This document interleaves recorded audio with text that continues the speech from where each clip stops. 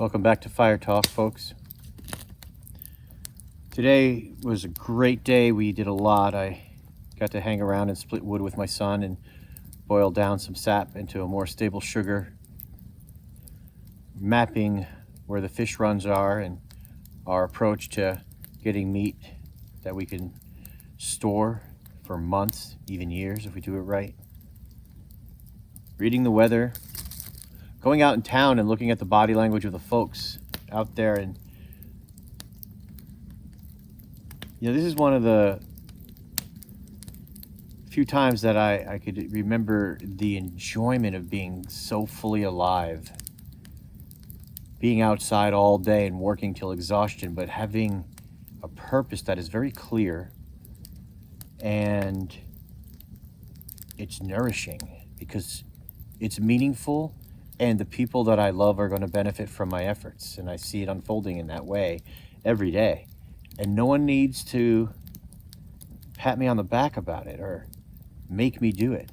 And sure, those burps always happen. How come you didn't do the dishes? Or laundry's getting kind of backed up. But in the grand scheme of things, attitude, shelter, water, fire, and food, you get those things squared away. You have strategies for your mind to be your ally, where you create an action list. Before you did that, you had an action plan. Before you did that, you sat down and made time for yourself so that you could, with clarity, figure out where you are, what you have, and what you need. Because the systems that we're so dependent upon are faltering, or they don't want us inside of them. They're closing, and there are the murmurings of shutdowns and lockdowns and quarantines, and these might be very frightening to some of you, but this is a golden opportunity. You have a global excuse to go out in your backyard with your loved ones and listen to birds as the spring unfolds, or try to predict the weather. Wind from the south brings rain in its mouth. And then see who's right the next morning. This is a time to engage in what is real and meaningful to you and the people you share your story with. Your story. Not the news cycle. Not the talking head on any of the radio stations. Do you remember who you are? This is a good time to get that too. What's important to you and how you either reclaim it or maintain it? Have you had the time to sit and check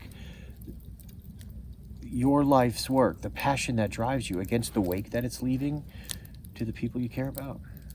Some of these things aren't easy, but I guarantee you sit down next to a fire or on a chair in the backyard or on the deck, hang a bird feeder.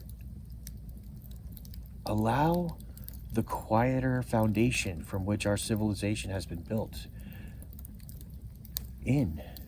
Notice it. It's always been there. You just forgot.